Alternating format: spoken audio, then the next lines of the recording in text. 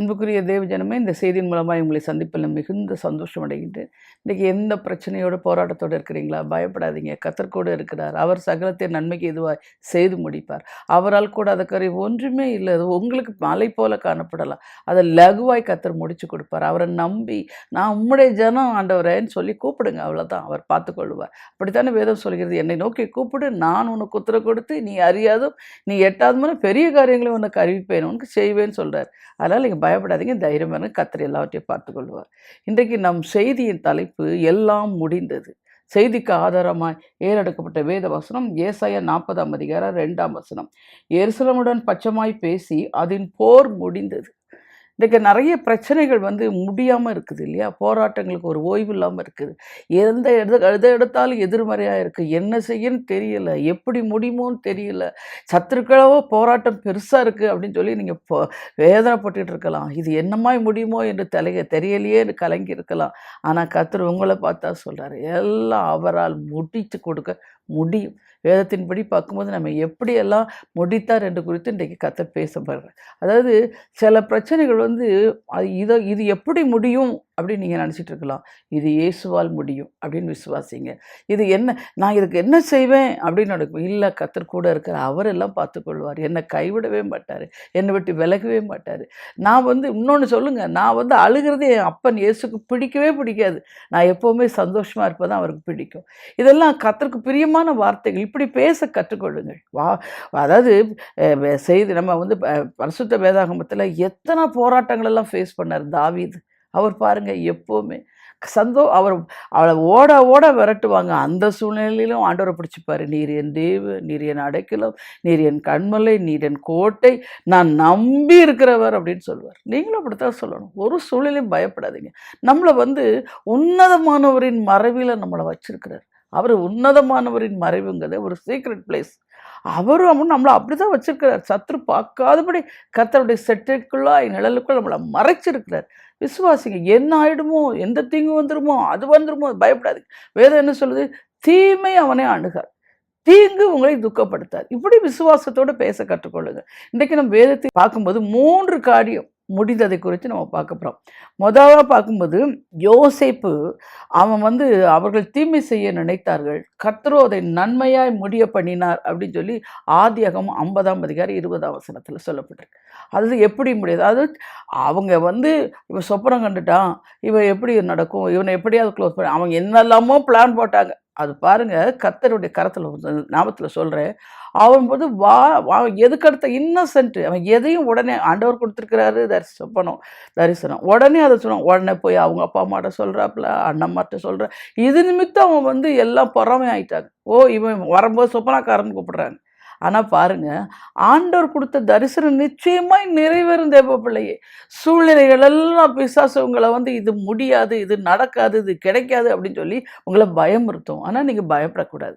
அது ஏன்னா, பயப்படாத, நான் உன் கூட இருக்கிறேன், பலங்கொண்டு திடமனதாயிரு, நீ போகும் இடம் நான் உன்னோடு வருகிறேன், உன் வலது கரத்தை பிடித்து யாக்கோபுன்னு சிறு பூச்சியே, பயப்படாத இஸ்ரவேல் சிறு கூட்டமே, நான் உன் வலது கரத்தை பிடித்து உனக்கு துணை நிற்கிறேன் ஆண்டவர் சொல்கிறார். இதை விட நமக்கு என்னங்க சொல்லணும்? அவர் கூட இருக்கிறார், அவர் பார்த்துக்கொள்வார், அவர் துணை செய்கிறாரு, அவர் வளங்கர பிடிச்சிருக்காரு. இப்படி விசுவாசிங்க. அதே போல் தான் யோசேப்பு கூட யார் இருந்தா? கர்த்தர் தான் இருந்தார். தகப்பன் இல்லாமல், தாய் இல்லாமல், சொப்பனம் கண்டது நிமிச்சம் அவங்கள பகைச்சாங்க. என்ன பாடுபடுத்துகிறாங்க அந்த பிரதர்ஸ், அந்த சகோதரர்கள்லாம். பாருங்கள், வேதத்தில் என்ன சொல்லப்பட்டிருக்க, யோசேப்புடைய விசுவாச மனப்பான்மை, அவன் விசுவாசத்தை வளர்த்து கொண்டான். பாடுகளும் பிரச்சனைகளும் போராட்டங்களும் சந்திக்கும் போதெல்லாம் ஆதியாகமம் 39ஆம் அதிகாரம் 20-23 சொல்லுது, யோசேப்பின் எஜமான் அவனை பிடித்து ராஜாவின் கட்டளையால் காவல் வைக்கப்பட்டார். பாருங்க, அங்கே செய்யாத குற்றம், அவன் எதுவுமே செய்யலை. அந்த ராஜாவுடைய மனைவி இவன் மேலே ஆசைப்பட்டு அவள் இவன் கூட இது பண்ண சொல்கிறா. அவன் ஒத்துக்கலைன்னு சொன்னோன்னே அவன் பாரு, அந்த நீ கொண்டு வந்த வேலைக்காரன் இப்படி போனான், துணியை எவிடன்ஸ் மாதிரி கையில் வச்சுக்கிட்டு சொல்கிறேன். அப்போ ராஜாவுக்கு என்ன நடந்துனே என்னன்னு தெரியாது. ஆனாலும் மனைவி சொல்கிறாளேன்னு சொல்லிட்டு பிறகு அவனை பிடித்து ராஜாவின் கட்டளையால் காவலில் வைக்கப்பட்டார். இருக்கும் சிறைச்சாலையிலே அவனை ஒப்புவித்தான். அந்த சிறைச்சாலையிலே அவன் இருந்தான். கர்த்தரோ யோசேப்போட இருந்து சிறைச்சாலை தலைவனுடைய தயவு அவனுக்கு கிடைக்கும்படி செய்தார். சிறைச்சாலை தலைவன் சிறைச்சாலை வைக்கப்பட்ட யாவற்றையும் யோசேப்பின் கையிலே ஒப்புவித்தான். அங்கே அவர்கள் செய்வதெல்லாவற்றையும் யோசேப்பு செய்வித்தான். கர்த்தர் அவனோடு இருந்தபடியினாலே அவன் எதை செய்தானோ அதை கர்த்தர் வாய்க்க பண்ணினபடியினாலும் அவன் வசமாயிருந்த யாதொன்றையும் குறித்து சிறைச்சாலை தலைவன் விசாரிக்கவில்லை. தாம் செய்யாத குற்றத்திற்காக அநியாயமாய் தண்டிக்கப்பட்டிருந்தான் யோசிப்பு. ஆனால் அந்த சூழ்நிலையிலும் தேவன் அவனை கைவிடல, அவனோட கூட இருந்தால் அவன் மேல் கிருபையையும் வைத்திருந்தார். மனுஷ தயவு கிடைக்கும்படி செய்து அவன் செய்ததை வாய்க்க பண்ணி. இதில் நாம் பார்க்க ஒரு மனுஷன் சிறைச்சாலையில் இருந்தாலும் கூட ஆண்டவர் இருந்தால் அவனுக்கு அங்கே தயவு கிடைக்கும். நீங்கள் கூட சில பிரச்சனையில் மாட்டிகிட்டு இருக்கிறீங்களா, சில சிறையிருப்பில் மாட்டிகிட்டு இருக்கிற போல கட்டப்பட்டு இருக்கிறீங்க. அப்போ நீங்கள் சொல்லுங்கள், ஆண்டவரே என் கூட இருக்கிறீங்க. எதை செய்தாலும் நன்மைக்குங்க. ஒரு பக்கம் பாருங்கள், யோசேப்பை நம்ம உலக பிரகாரம் பார்க்கும்போது பார்த்திங்கன்னா அவனுக்கு எல்லாமே நெகட்டிவ்ஸாக எல்லாம் தீங்காக நடக்குது. அவன் பாருங்கள், சாப்பாடு கொண்டு போகிற இடத்துல அவன் ட்ரெஸ்ஸை உறிஞ்சு அதை அவங்க அப்பா ஆசையாக பலவர் நங்கி போடுறாரு. அதை அதை அதை கழட்டிட்டு அது என்ன போய் ட்ராமா பாருங்கள்.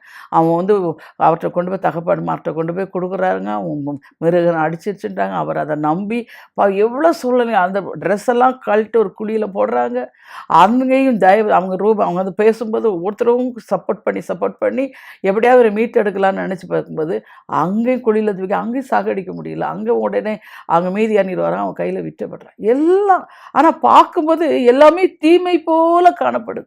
யோசிப்பு என்ன இவ்வளோ போராட்டம், இவ்வளோ வேதனை, செய்யாத கொடுத்துக்க அடைக்கப்படுறான், சிறைச்சாலை அடைக்கப்படுறான், அப்படியெல்லாம் நினைக்கிறான். ஆனால் கர்த்தர் அவன் கூட இருந்து இருந்து இருந்து இருந்து ஒரு பக்கம் வந்து போராட்டங்கள் பாடுகள், மறுபக்கம் கர்த்தர் அவனை கொண்டு போய் கடைசியில் எகிப்துக்கே கொண்டு போய் அதை உயர்த்துகிறார். இதுதாங்க நம்முடைய வாழ்க்கையிலும் அநேக போராட்டங்களை சந்திக்கலாம், அநேக பிரச்சனைகளை பார்த்துட்டு இருக்கலாம். ஏன் எனக்கு மட்டும் இப்படி நடக்குது? சில பேர் கேட்பாங்க, என் சிஸ்டர்ஸ்லாம் நல்லா இருக்கிறாங்க சிஸ்டர், என் பிரதர்ஸ்லாம் நல்லா இருக்காங்க, என் சொந்தக்காரங்களாம் நல்லா இருக்காங்க, ஆனால் நான் மட்டும்தான் இவ்வளோ பாடுகளை இவ்வளோ வேதனையிலும் உபத்திரத்தின் கொகையில் மாட்டிக்கிட்டு இருக்கிறேனே அப்படின்வாங்க. நான் அப்போ தான் சொல்லுவேன், இல்லைம்மா, அவர் வந்து நம்மளை வந்து ரட்சிப்புகளை வழிநடத்தும் போது நம்ம வந்து ரட்சிப்பின் அதிபதி உபத்திரத்தின் பாதைகளை தான் கொண்டு போய் அந்த நம்மளை தூக்கி அப்படி உபத்திரத்து கோயிலில் போட்டுருவார். அங்கே தான் நம்ம புடம்படப்படுவோம். அங்கனே அக்னி சூழ அங்கேயும் கர்த்தர் கூட இருப்பார். இதே போல் தான் யோசேப்புக்கு நடந்தது பாருங்கள். சிறைச்சாலை கூட அவனுக்கு ஒரு நல்ல அவன் வந்து சிறைச்சாலையில் கிடக்கிறான். சிறைச்சாலையில் கிடந்தால் எப்படி இருக்கும்? ஐயோ போராட்டம், ஐயோ வேதனை. ஆனால் பாருங்கள், அவன் கர்த்தர் அவன் கூட இருந்தாலும் அவன் அங்கே ஒரு விஷயத்துல அவன் வந்து டிஸ்கம்ஃபர்ட்டை ஃபீல் பண்ணவே இல்லை.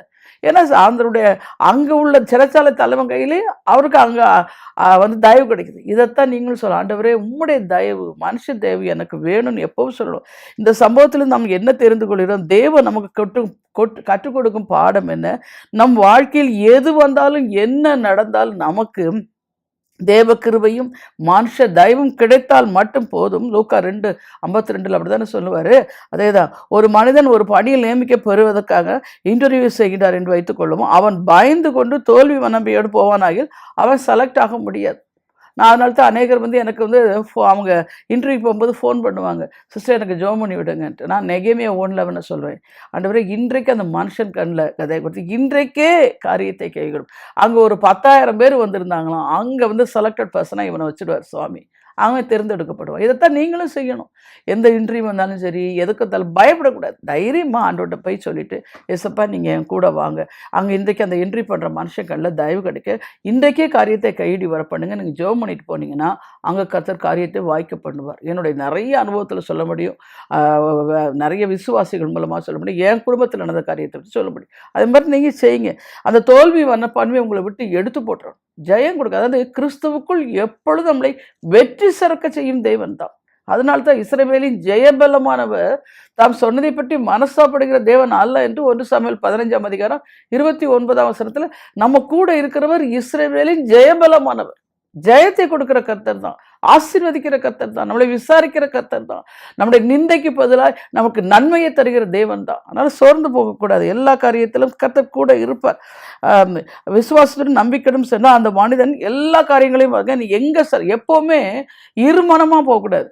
சந்தேகப்பட்டு போகக்கூடாது. அதனால தான் வேதம் என்ன சொல்லுது, மார்க்கு 11:23 தான் சொன்னபடியே நடக்கும் என்று எவ்வளவேனும் இருதயத்தில் அவிசுவாசப்படாமல் சந்தேகப்படாமல் சொன்னும் நடக்கும் என்று தான் சொன்னபடி நடக்கும் என்று இருதயத்திலே விசுவாசிக்கணும்னு சொல்லப்பட்டிருக்கு. இருதயத்தில் விசுவாசிக்கணும் என்ன? இருதயத்தில் வசனம் இருக்கும். விசுவாசம்னா என்ன? கர்த்தரை நம்பி வாழ்வது, அவருடைய வார்த்தையை நம்பி வாழ்வது. அதுதான் நம்பப்படுகிறவனும் காணப்படாத நிச்சயம். அதனால தான் கர்த்தர் சொல்லிட்டார் இந்த வார்த்தை, வேத வசனம். அதனால தான் நான் என்ன சொல்லுவேன்னா, இரவும் பகலும் நீங்கள் போராட்டத்தையும் பிரச்சனையும் பார்த்து பார்த்து கண்ணீர் வடித்து இருக்கிற விசுவாசமெல்லாம் கரைஞ்சி போயிடும். அந்த சூழ்நிலையிலும் எதிர்த்து நின்று வேதம் என்ன சொல்லு, கர்த்தரை நம்புகிறவன் செழிப்பார், கர்த்தரை நம்புகிறவன் கிருபை சொல்லுகிறோம், கர்த்தரை நம்புகிறவன் உயர்ந்த இடத்துல வைக்கப்படும், என் கூட ஆண்டவர் இருக்கிறார், ஏன் நான் வைக்கப்பட்டு போகாதபடி என்னை காத்துக்கொள்வார் அப்படின்னு கர்த்தர் மேலே நம்பிக்கை வச்சு அவர் மேலே விசுவாசத்தில் சார்ந்து கொள்ளணும். இதுதான் பாருங்க, அந்த மனுஷன் என்ன பண்ணுறாருன்னா எல்லா விதத்திலும் பாருங்க, நம்முடைய மகிமையின் ஒளி பிரகாஷ் எல்லா காரியங்களிலும் கர்த்தர் கூட இருக்கும்போது அவருடைய மகிமையின் பிரகாசத்தை நமக்கு வீச செய்வார். நம்ம எல்லா காரியமும் பார்த்து யோசிப்பு அப்படி தான் நடந்து எல்லா காரியத்தில் வாய்க்கப்படும். கர்த்தர் கூட இருக்கும்போது காரியம் வாய்க்குங்க. இன்றைக்கி அநேகர் என்ன சொல்கிறீங்க, எதுவுமே வாய்க்கலை, எதுவுமே நல்லது நடக்கலைன்றீங்க. நீங்கள் கர்த்தர் கூட இருக்கிறத உணர்ந்து நடக்கிறீங்களா? விசுவாசம் நடக்கிறீங்களா? அவர் வார்த்தையை வாசிக்கிறீங்களா? தியானிக்கிறீங்களா? வசனம் என்ன சொல்லுதோ அதை கேட்குறீங்களா? இந்த காரியத்தை குறித்து கர்த்தர் என்ன பேசுகிறாருன்னு வேதத்தை பார்க்குறீங்களா? நீங்கள் போய் எந்த சின்ன பிரச்சனையாக இருந்தாலும் சரி, சின்ன காரியமானாலும் சரி, உங்களுக்கு ஒரு காரியம் வாய்க்கணும்னாலும் சரி, ஆண்டவர்கிட்ட போங்க. போய் சொல்லுங்க, ஆண்டவரை அவருக்கு தெரியும். ஏன்னா கேட்கிற எவனும் பெற்றுக்கொள்கிறார். கேட்கணுங்க.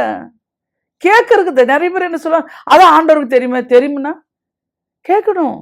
நம்ம பிள்ளையே பாருங்க, அழுத பிள்ளை தான் பால் குடிக்கும்னு சொல்றாங்க உலகத்தார். உண்மை. கேட்கணும். அதான் வேதத்தில் எழுதப்பட்டிருக்க, கேட்கிற எவனும் அவன் யாரா இருந்தாலும் சரி, அவன் எந்த மார்க்கத்தை சேர்ந்தவனாலும் சரி, ரட்சிக்கப்பட்டவனாலும் சரி, ரட்சிக்கப்படாதவனாலும் யாரா இருந்தாலும் சரி, கேட்கிற எவனும்ன்ற அந்த வசனம் பெற்றுக்கொள்ள முடியும். விசுவாசத்தோடு கேட்கணும். என்ன நான் கூப்பிட்டா அவர் கேட்பாரு. உனக்கும் ஆண்டவருக்குள்ள கனெக்ஷன் ஒழுங்காக இருக்கணும். அந்த கனெக்ஷனில் குறைவில்லாதபடி பார்த்துக்கணும். என்ன பண்ணுறீங்க கனெக்ஷன்னு? உலகம் வந்துச்சுன்னா உலகத்தில் ஓடிடுறீங்க. உலகத்தார் கூட துன்மார்க்கரோட அவங்களோட இல்லைங்க. நீதிமான் வந்து நீதிமான் சபையிலே துன்மார்க்கன் நிற்க முடியாதுன்னு வேதத்தில் எழுதப்பட்டிருக்கு. அதனால தான் நான் சொல்ல, கர்த்தாவே நீர் நீதிமானை ஆசீர்வதித்து காருண்யம் என்னும் கேடகத்தான் சூழ்ந்து கொள்ளுங்க. பிள்ளைகளை குறித்து ஜெபம் பண்ணும்போதே வீட்டில் டெய்லி ஜெபிச்சிருங்க. ஆண்டவரே அவன் துன்மார்க்கன், அவனுக்கு ஆலோசனை கொடுக்கக்கூடாது, துன்மார்க்கன் பந்தியில் அவன் உட்காரக்கூடாது, அவனை சுற்றிலும் நீ காருண்யம் என்னும் கேடகத்தினால் சூழ்ந்து கொள்ளுகையா. சங்கீதம் 5:12 சொல்லப்பட்டது போல என் பிள்ளைகளை சுற்றிலும் காருண்யம் சூழ்ந்து கொள்ளட்டும் சொல்லுங்க. இருள் வந்து விலகி போகும், வெளிச்சம் உண்டாகும். நீங்கள் இதை சொல்லணும். சொல்ல தான் ஆசீர்வாதம். இங்கே பாருங்கள், இதனால தான் சொல்லப்பட்டிருக்க அவன் பாருங்கள், யோசேப்பு எதிர்மறையான சூழ்நிலையிலும் விசுவாச மனப்பான்மையை வளர்த்து கொண்டு தேவன் தன்னோடு இருந்து இயற்கைக்கு அப்பாற்பட்ட தேவ தயவை தனக்கு தருவார் என்ற விசுவாச மனப்பான்மை வளர்த்தது நிமித்தம் தான் சிறை கைதியாய் போனவன் அந்த எகிப்தை ஆளுகை செய்கிற அதிகாரியாய் கர்த்தர் கூட இருந்து தேவ தயவை அருளி அவனை உயர்த்தினார். பிரசங்கி 4:14 சொல்லப்பட்டிருக்கு, அரசால சிறைச்சாலையிலிருந்து புறப்பட்டு வருவாரும் உண்டு என்று சொல்லப்பட்டிருக்கிறது. அதே தான் பாருங்க. அடுத்தது பார்க்கும்போது எஸ்தருடைய காரியம், அதாவது எஸ்தர் 9:1 சொல்லப்பட்டிருக்கு, பயங்கரை மேற்கொள்ளும்படியாய் காரியம் மாறுதலாய் முடிந்தது. அந்த சூழ்நிலைகள் பாருங்க, அங்கே எஸ்தருடைய சூழ்நிலை எப்படின்னா, கர்த்தரை மட்டும்தான் அங்கே சார்ந்து கொள்ள முடியும். வேற எந்த விதத்திலையும் ராஜா கண்கள் தய கொடுக்க எதில் அவள் பாருங்க. அப்படியே அதில் சொல்லப்பட்டிருக்கிற எஸ்தர் 2ஆம் அதிகாரம் 15-17 வரைக்கும், மொர்தெகாய் தனக்கு குமாரத்தை ஏற்றுக்கொண்டு வரும் அவள் சிறிய தகப்பனாக அபியேலின் குமாரத்தியுமான எஸ்தர் ராஜாவினிடத்தில் பிரவேசிக்கிறதுக்கு முறை வந்தபோது அவள் ஸ்திரீகளை காவல் பண்ணுகிற ராஜாவின் பிரதானி ஆகிய ஏகாய் நியமித்த காரியமே அல்லாமல் வேறொன்றையும் கேட்கவில்லை. சொல்ல எஸ்தருக்கு தன்னை காண்கிற எல்லார் கண்களையும் தயை கிடைத்தது. நான் எப்போவுமே எங்கள் பிள்ளைகள்கிட்ட கூட சொல்லுவேன், எனக்கு தெரிஞ்சவங்ககிட்ட விசுவாசி எல்லாத்தையும் செய்தியில் கூட சொல்லியிருக்கேன், எல்லா நாளிலும் சொல்லணும், எஸ்தருக்கு தன்னை காண்கிற கண்கள் எல்லாம் தயவு கிடைத்தது போல் என் பிள்ளைகளுக்கும் காண்கிற எல்லார் கண்களையும் தயவு கிடைக்கணும். அப்படியே நீங்கள் ஜெபம் பண்ணிங்கன்னா, அவங்க ஒரு ஃபேக்ட்ரியில் வேலை செய்தாங்கன்னா, ஒரு மேனேஜர், எம்டி, எல்லார் கண்களையும் தயவு கிடைச்சுன்னா அவங்கள தட்டி கொடுத்து வேலை வாங்கி அவங்கள ஆசீர்வதிக்கும். இல்லைன்னா அந்த எம்டி குற்றம் கண்டுபிடிச்சிட்டு குறை சொல்லிட்டு அவங்க சமாதானத்தையே கெடுத்துருவாங்க. அவனுக்கு வேலைக்கு போகணும்னு ஆசையே இருக்காது. நான் போவே மாட்டேன்னு சொல்லுவான்.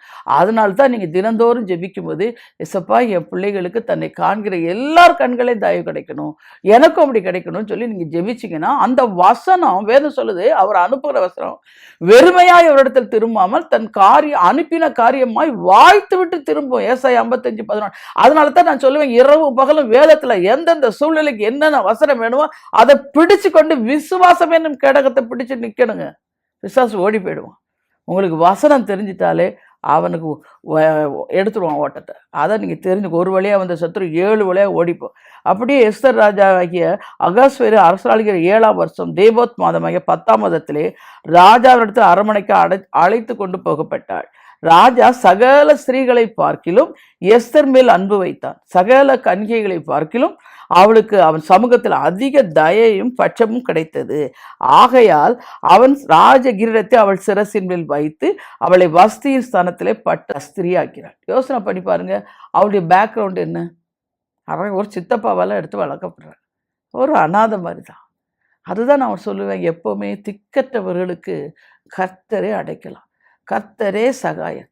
சில பேருக்கு பார்த்தீங்கன்னா புருஷன் இருந்தும் இல்லாதவளாக இருப்பாங்க, சில பேர் மனைவி இருந்தும் இல்லாதவனாக இருப்பாங்க, சில பிள்ளைகள்லாம் இருப்பாங்க. ஆனால் பிள்ளைகளுக்கு மேலே தாய் தகப்பனை கவனிக்க அன்பு செலுத்துகிறான். அப்படிலாம் இல்லை.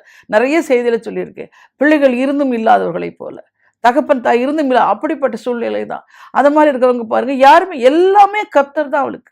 அவளை எல்லாம் சார்ந்து கொள்ள கர்த்தர் தாழ்த்துகிறவரும் உயர்த்துகிறவருமாய் இருக்கிறார் என்று 1 சாமுவேல் 2ஆம் அதிகாரம் 7ஆம் வசனத்தில் சொல்லப்பட்டிருக்கு. அவர் ஐஸ்வர்யம் அடைய பண்ணுகிறவருமாய் இருக்கிறார். அவர் சிறியவனை புழுதியில் இருந்து எடுத்து எளியவனை குப்பையிலிருந்து உயர்த்துகிறார். அவர்களை பிரபுக்களோடு உட்காரவும் மகிமை உள்ள சிங்காரத்தை சுதந்திரிக்க பண்ணுகிறார் என்று 1 சாமுவேல் 2ஆம் அதிகாரம் 8ஆம் வசனம் சொல்லும். ஒன்றுமில்லாத ஒரு பெண்ணை ஒரு அத்தனை பெரிய சாம்ராஜ்யத்திற்கு பட்டத்து ராணியாகி மாற்ற இயேசுவால் மட்டும்தாங்க முடியும். யோசனை பண்ணி பாருங்க, இது முடியுமா? இது நடக்குமா? இது கிடைக்குமா? இப்படித்தான் நீங்களும் சொல்கிறீங்க, ஐயோ என் பிள்ளைக்கு ஒரு நல்ல வாழ்க்கை அமையுமா, என் பிள்ளையுடைய பிரச்சனைகள்லாம் தீருமா, அவங்க குடும்பத்தில் ஒரே சமாதானமே இல்லையே, என் பிள்ளை சந்தோஷத்தோடு வாழ்வான். வேதம் சொல்லுது, உன் அலங்கத்திற்குள்ளே சமாதானமும் உன் அரமனைக்குள்ளே சுகமும் தங்கியிருக்கும். சங்கீதம் 122:7. திறந்தர சொல்லணும், என் பிள்ளைகள் எல்லாம் கர்த்தரால் போதிக்கப்பட்டு இருப்பார்கள், என் பிள்ளைகளின் சமாதானம் பெரிதாக இருக்கும். நீங்கள் சொல்லிக்கிட்டே இருங்க. சினிமாவால் போதிக்கப்பட மாட்டாங்க, மனுஷரால் போதிக்கப்பட மாட்டாங்க, நண்பர்களால் போதிக்கப்பட மாட்டாங்க, சீரியலால் போதிக்கப்பட மாட்டாங்க, கர்த்தரால் அப்படின்னு ஆண்டவர் டேக் ஓவர் பண்ணிடுவார். நீங்க சொல்ல வேண்டியது விசுவாசத்தை இருதயத்தில் வச்சு, இந்த வசனத்தை இருதயத்தில் வச்சு சிந்தையில் வச்சுட்டு வாயினால அறிக்கை பண்ணிட்டே இருங்க. ஏற்ற வேளையில் உங்க பிள்ளைகள் உங்களோடு வந்து முழங்கால் போட்டுருவாங்க. இதைத்தான் நீங்க செய்யணும். அதுக்கு போல ஐயோ அவன் இவ்வளோ பெரிய குடிகாரன், அவனுக்கு இப்படி கோபம் வரும், அவன் இதை செஞ்சிருவான், அவன் அடிச்சிருவான், அதை மிதிச்சிருவான், இதைத்தான் பேசுறீங்க. எதை பேசக்கூடாதோ அதை பேசுறீங்க, எதை பேசணுமோ அதை பேச மாட்டீங்க. அதனால தான் நான் எப்பவுமே சொல்லுவேன், நீதி உண்டாக இருதயத்தில் விசுவாசிக்கணும், ரட்சிப்பு உண்டாக வாயினால் அறிக்கை பண்ணணும். ஏன்னா மரணமும் ஜீவனும் நாவி, எல்லா செய்தியிலையும் மறுபடியும் நான் சொல்கிறது தான், மரணமும் ஜீவனும் நாவின் அதிகாரத்தில் இருக்கு. நீ எதை பேசுறியோ அந்த கனியை புசிப்பாய் என்று நீதிமொழியில் எழுதப்பட்டிருக்கு. அதைத்தான் செய்யணும். பாருங்க, இங்க அவளுக்கு இயற்கைக்கு அப்பாற்பட்ட தேவ தயவு பாராட்டியிருந்தபடியால் அவரை காண்கிற எல்லார் கண்களும் அவளுக்கு தயவு கிடைத்தது. எஸ்தர் சரித்திரத்தை பாருங்க, ஆமான் என்ற ஒரு கொடியவன் யூத இனத்தையே அழித்த அதாவது வேரோட பிடுங்கி எறியணும்னு சதித்திட்டம் தீட்டி விட்டான். அது வெற்றி பெறும் இறுதி கட்டத்தில் தன் ஜனங்களை தப்புவிக்க எஸ்தர் என்ன செய்தாள் என்பதுதான் நமக்கு தெரியும். தேவ தயவு அவள் மீது இருந்தபடினால் கர்த்தரை மட்டுமே சார்ந்து கொண்டு, அதாவது சொல்லுவாங்களா, உயிரையே பணையம் வச்சுட்டு அந்த அம்மா வந்து ஃபாஸ்டிங்ஸு, அதான் உபவாச ஜபம். உபவாசம் இருக்கணுங்க. இன்றைக்கி உபவாசம் இருக்குன்னு சொன்னால் அதுக்கு ஒரு தத்துவம் பேசுகிறீங்க. அது டாக்டர்ஸ் வந்து இருக்கக்கூடாதுன்னு சொல்லிட்டாங்க, அதை டாக்டர்ஸாக வந்து உங்களுக்கு பிரச்சனை தீர்க்குறாங்க. உபவாச ஜபம் பண்ணிங்கன்னா இந்த ஜாதி பிசாசு உபவாசத்தினாலும் ஜபத்தினாலும் ஒழிய உங்களை விட்டு புறப்பட்டு போகாது. ஏன்னா உங்களுக்குள்ள ஒரு வண்டி அவிசுவாசம், ஒரு வண்டி சந்தேகம் இருந்தால் எப்படி விசுவாசத்தில் ஸ்டாண்ட் ஆக முடியும்? இதெல்லாம் வெளியேறதுக்கு தான் அந்த உபவாச நேரத்தில். உபவாசம்னா என்னங்க? கர்த்தரோடு அந்த நாளை அந்த நேரத்தை கழித்து அந்த சாப்பாட்டை வெறுத்து ஒதுக்கிட்டு ஆண்டவருடைய சமூகத்தில் வந்து அவரோட ஐக்கியம் கொள்வது பேர் தான் உபவாசம். அதை நீங்கள் செய்யணும். வாரத்தில் ஒரு முறை ஒரு உலகத்தார் சொல்லுவாங்க ஒரு பொழுது, அந்த ஒரு பொழுது 3 வேளை 5 வேளை சாப்பிட்றீங்களா, ஒரே ஒரு வேளை காலையோ இல்லை இரவோ இல்லை மத்தியானமோ விட்டுட்டு ஆண்டோடைய சமூகத்தில் உட்காந்து செபிங்க, கர்த்தர் ஜெயம் எடுக்கும். அப்படித்தானே எஸ்தரமோ இந்த எஸ்தர் ராஜாத்தி பண்ணாங்க. அவங்க எல்லாரும் பண்ணுறாங்க. 3 நாள் பாருங்க உபாசத்தை ஏறெடுத்துக்கொண்டு அவள் மரணத்துக்கு அஞ்சாமல் ராஜ சமூகத்திற்கு சென்று தன்னுடைய இனத்துக்காக தன்னுடைய ஜனத்துக்காக மன்றாட சென்றால், நீங்கள் கூட பிற மனிதர்களாக உயர்த்தப்படும் போது, பட்சமாய் நடத்தப்படும் போதும், துன்பப்படுத்தப்படும் போதும், உங்களுடைய சொத்துக்களையும் பிறர் அபகரிக்க முயற்சி செய்யும் போதும், அது உங்கள் தொழிலாக, பணியாக, வியாபாரமாக, வேலையாக, வீடாக இருந்தாலும் சரி, புகழ், கீர்த்தி, நட்புகள் இவைகளுக்கு இழுக்கு வரும் சூழ்நிலையாக இருந்தாலும் சரி, அவர்களுக்கு எதிராக நடவடிக்கை எடுப்பாமல், மனுஷ தயவை நாடாமல், தேவ தயவுக்காக தேவனை மட்டுமே சார்ந்து கொண்டு விசுவாசிகளின் எஸ்தரை போல நீங்களும் இருக்கிற வேலைக்கு செல்லும் இடத்தில் இன்று எனக்கு இயற்கைக்கு அப்பாற்பட்ட தேவ தயவு உள்ளது என்று நம்புகிறேன் என்று சொல்லி, தேவனுடைய மகிமை பிரகாசம் என் மீது வீச செய்யும் என்று நீங்கள் ஜெபிக்கும் பொழுது, கர்த்தர் எஸ்தர் ராஜாத்தினுடைய ஜெபத்தை கேட்டு அவருடைய பிரகாசத்தை கொடுத்து அந்த ஜனங்களுக்கு எப்படி ஒரு விடுதலை கர்த்தர் கட்டளையிட்டாரோ அதே போல கர்த்தர் உங்களுக்கும் செய்வார். எஸ்தர் பாருங்க, எதிரான துஷ்ட ஆமானை தேவ தயவு தன் மீது இருப்பதை உணர்ந்தவளாய் ராஜாவிடம் பிரவேசித்து அவனுக்கு எதிராய் வந்து அவனே அவன் கூட்டாளிகளை அவன் தீட்டின திட்டத்தையும் மாற்றி போட்டு தேசத்தை காப்பாற்றி ஜெயம் எடுத்தார். இன்றைக்கு கூட எல்லா பிரச்சனைகளிலும் பாருங்க, ஆமானின் திட்டம்னாலே அது அகிப்தோப்பலின் ஆலோசனை மாதிரி தான். எதையுமே அது உண்மையா இருக்காது, எல்லாம் பொய். நமக்கு விரோதமாய் போராடுறதெல்லாம் ஆமானின் ஆவியும் அகிப்தோப்பலின் ஆவியும் தான். அதில் பாருங்க எப்படி ஜெயம் எடுக்கிறா. எஸ்தர் 9:12 அங்கே போய் ராஜா ஞானம் விளங்க வாயை திறப்பால் குணசாலியை பற்றி சொல்லப்பட்டிருக்குது. அவர் சொல்றார் 3 நாள் பாசல முதல் நாள் சொல்லும்போது மறுநாள் கூப்பிட்றா. அவசரப்பட்டு இந்த பெண் புத்தி பின் புத்தின்வாங்க. பெண்கள் ரொம்ப சிக்க படபடப்படன்னு புத்தியனம் பேசிடுவாங்க. ஆனால் அவன் நிதானிச்சு சொல்லி அந்த சேலை வரும்போது கட்ட யார் இதை செய்தாங்க, இந்த துஷ்டாமானது. அது அங்கே கர்த்தரின் செயல். அந்த ஃபாஸ்டிங் போடும்போது அங்கே ஆண்டவர் அந்த ஜெபத்துக்கு ஏற்றபடி தூதனை அனுப்பி வழியை செவை பண்ணிடுவாருங்க. விசுவாசிங்க. இதை செய்யாம தான் அவர் கேட்குறாரு, இப்போது உன் வேண்டுதல் என்ன, அது உனக்கு கட்டளையிடப்படும்.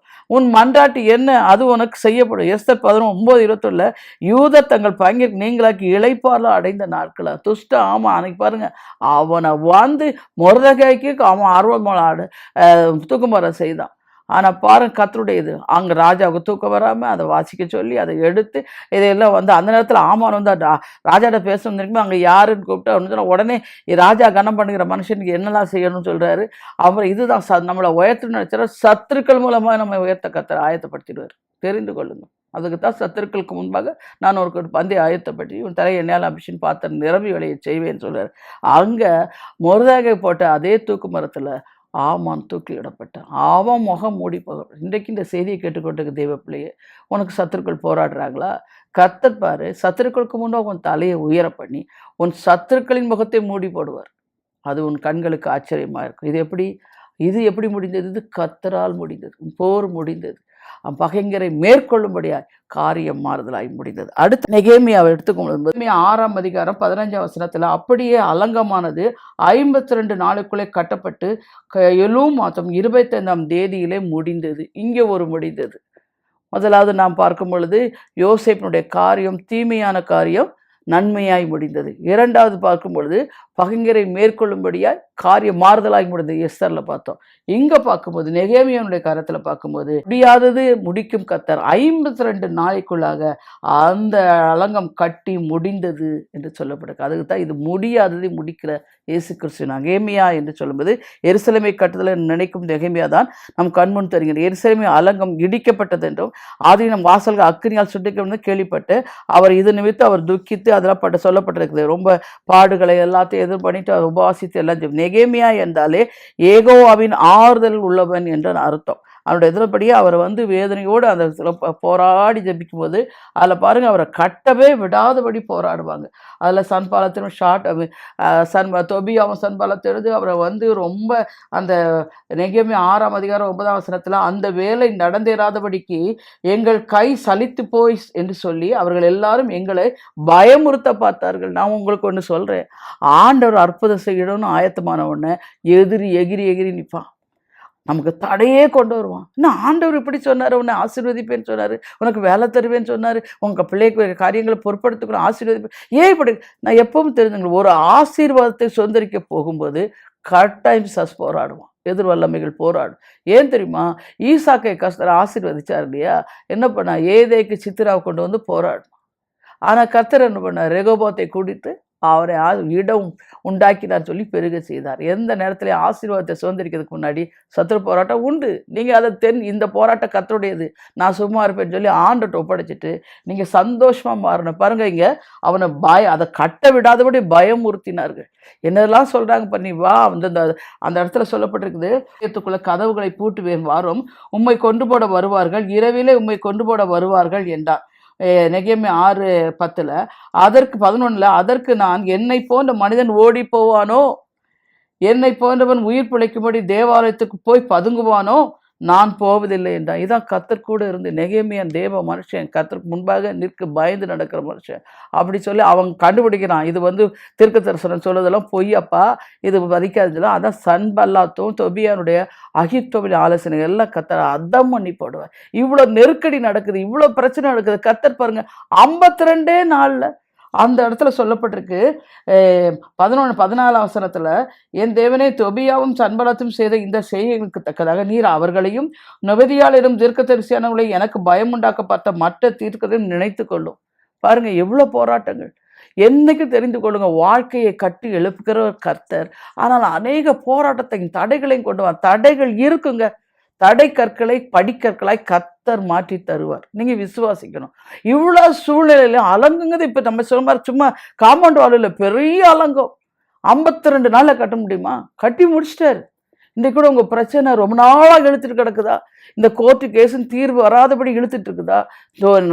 நொடிஞ்சு போயிட்டீங்களா? கர்த்தர் சொல்றாரு 52 நாளுக்குள்ள உன் காரியத்தை கர்த்தர் கட்டி முடித்து உன் கையில் கொடுப்பார். முடியாததை முடிக்கிற இயேசு கிறிஸ்துவின் நாமம் செயல்படும் தேவ பிள்ளைகளை. ஒரு நாளும் சோர்ந்து போகாதீங்க. இன்னைக்கு சொன்னார் அல்லவா, உன் போர் முடிந்தது, உன் போராட்டம் முடிந்தது, உன் போருக்கு கர்த்தர் ஜெயத்தை கட்டளையிட்டார். பயங்கரை மேற்கொள்ளும்படிய காரியம் மாறுதலாய் முடிந்தது. அவர்கள் தீமை செய்ய நினைத்தால் கர்த்தரோ அதை நன்மையாய் முடிய பண்ணினார். இங்கே முடியாது என்று சொல்லும்போது அலங்கம் கட்டி முடிந்தது. உன் பிள்ளையுடைய வாழ்க்கையை கர்த்தர் கட்டி எழுப்பு முடிந்தது. உன் காரியங்கள் யாவும் கர்த்தர் செய்து முடித்தார். கர்த்தர் எனக்கு உனக்காக யாவையும் செய்து முடித்தார் என்று விசுவாசிங்க. கர்த்தர் நிச்சயமாய் உங்களுக்கு உதவி செய்வார். நாம் ஜெபிப்போமா? எங்களை அருமையாய் நேசிக்கிற அன்புள்ள ராஜா, இம்மட்டுமாய் முடியாததை முடிக்கிற இயேசு கிறிஸ்துவின் நாமம். ஆண்டவரே, எத்தனை போர் நடக்குது, எத்தனை பிரச்சனை இருக்கு, என்ன செய்யன்னு தெரியல, எல்லாம் தடுமாறிக்கும். இந்த சூழ்நிலை யோசிப்புடைய கூட இருந்து அவனை ஆசீர்வதித்து உயர்த்தினது போல அப்பா, அவர்கள் தீமை செய்ய நினைத்தால் கர்த்தரோ அதை நன்மையாய் முடிய பண்ணினது போல இந்த பிள்ளைகளுக்கு விரோதமாய் படுற எல்லா பொல்லாதாவியின் கிரிகள் எல்லாம் விரட்டி அடித்து நன்மையாக அதை செய்து முடிப்பீர் நான் விசுவாசிக்கிறேன். எஸ்தர் ராஜா தீபா அனாதை போல யாருமில்லாத கர்த்தர் கொடுத்தவுடனே இன்று அவளுக்கு எல்லாவற்றையும் செய்து முடித்து அப்பா ஆமோனின் திட்டத்தை அதமாக்கி போட்டு ஆசீர்வதித்ததற்காக நன்றி செலுத்துகிறோம் அப்பா.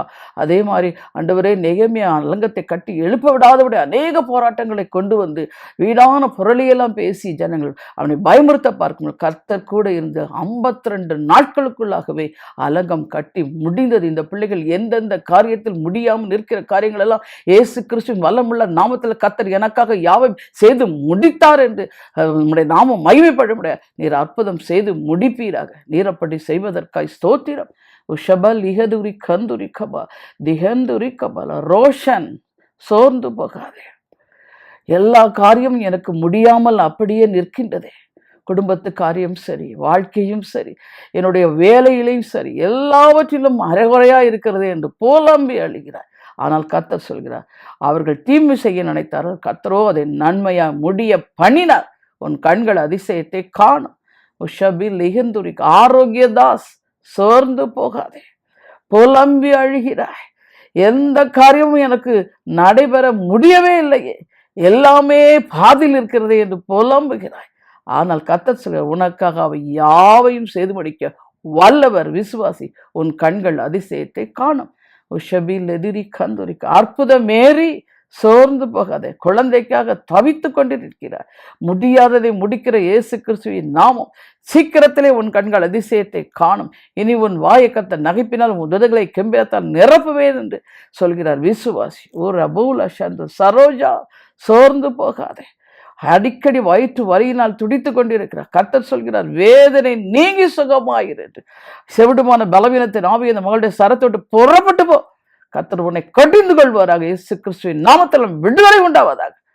கர்த்தர் சுகத்தை நீர் கொடுத்ததற்காய் ஸ்தோத்திரம். ஆசீர்வதித்து காத்துக்கொள்.